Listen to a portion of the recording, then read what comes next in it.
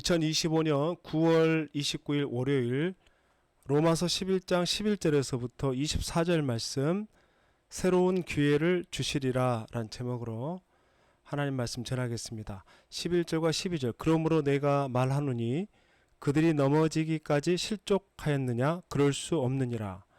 그들이 넘어짐으로 구원이 이방인에게 이르러 이스라엘로 시기나게 함이니라. 그들의 넘어짐이 세상의 풍성함이 되며 그들의 실패가 이방인의 풍성함이 되거든 하물며 그들의 충만함이리요. 믿음과 은혜를 통한 구원, 이것을 설명하던 바울이 사실 직면하고 있는 문제가 있었습니다. 그것은 자기 동족 이스라엘이었습니다. 이방인들은 열린 마음으로 예수님을 받아들임으로써 구원이 확장되어 가고 있는데, 반면에 유대인들은 이 예수님을 밀쳐내고 거부함으로써 이제는 이 구원에 멀어지게 되는 그 과정을 보고 있는 바울에게 있어서는 큰 괴로움이고 고통이었다. 그럼 왜 이스라엘 백성들, 이스라엘 사람들이 예수님을 받아들이지 않았느냐? 그것은 자기들 마음의 그 의로움, 자기 열심, 하나님을 기뻐하는 일이라고 행하는 그 행위가 자기 열심이고 자기 중심이라는 것. 결국 그러한 잘못된 마음들이 예수님을 거절하게 만드는, 그러면 그 거절로 이방인들만 이 구원에서 멀어지고 이방인들은 오히려 이 복음을 더 받아들이게 되는 놀라운 반전이 일어나고 있는 거죠. 13절과 14절 내가 이방인인 너희에게 말하노라. 내가 이방인의 사도인 만큼 내 직분을 영광스럽게 여기노니 이는 혹 내 고륙을 아무쪼록 시기하게 하여 그들 중에서 얼마를 구원하려 함이라. 내가 이방인인 너희에게 말한다. 로마 교회의 성도들의 구성이 이방인이었단 말이죠. 내가 이방인 사도인 만큼 내 직분을 영광스럽게 여기노니 이는 혹 내 고륙을 아무쪼록 시기하게 하여 그들 중에서 얼마를 구원하려 함이라. 유대인은 지금 거의 실족에 넘어졌습니다. 그러나 바울이 바라는 것은 그들 중에 일부라도 하나님의 백성이 되기를 원한다는 거예요.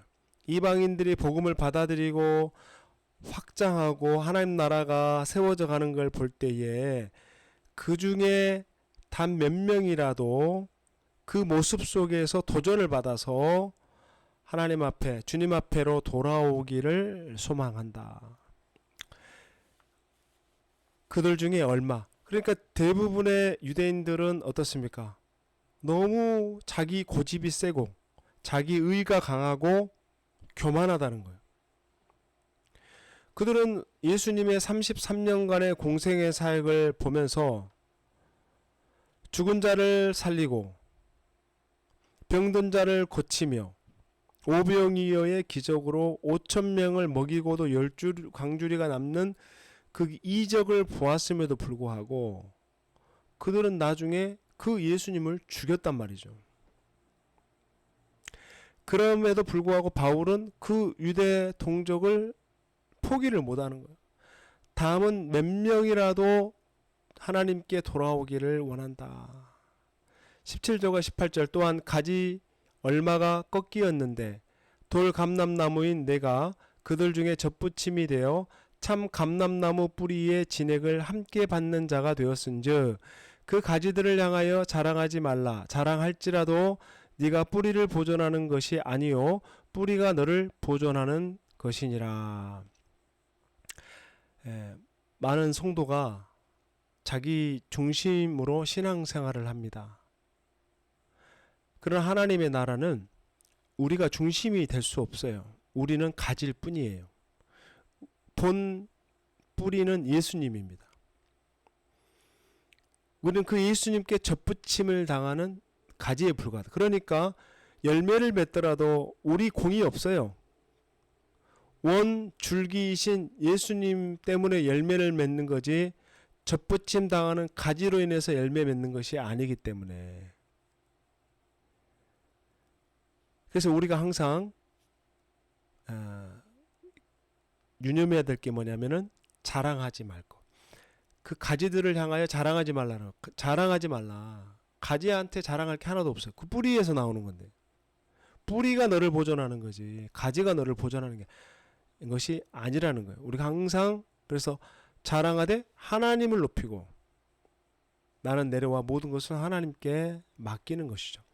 20절 옳도다 그들은 믿지 아니함으로 꺾이고 너는 믿음으로 섰느니라. 높은 마음을 품지 말고 도리어 두려워하라. 그러므로 높은 마음을 품지 말고 도리어 두려워해라. 지금 상황이 하나님의 나라가 성취되는 그 과정을 보니까 원 가지였던 유대인들은 이미 떨어져 나갔고 그 자리에 이방인들이 접붙임을 통해서 엄청난 이 복음의 열매를 맺고 있습니다.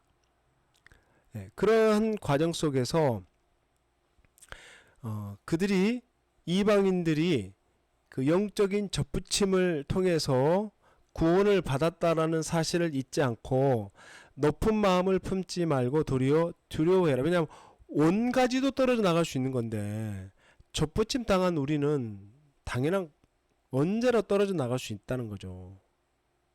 그래서 우리의 행위를 자랑하지 않고 우리의 의로움을 자랑하지 않고 철저히 예수 그리스도를 구주로 영접하며 믿음 가운데 나가야 된다. 우리는 믿음으로 서야 되는 거예요. 믿음으로. 유대인들은 믿지 아니함으로 꺾였고 너는 믿음으로 섰다. 중요한 말씀이죠.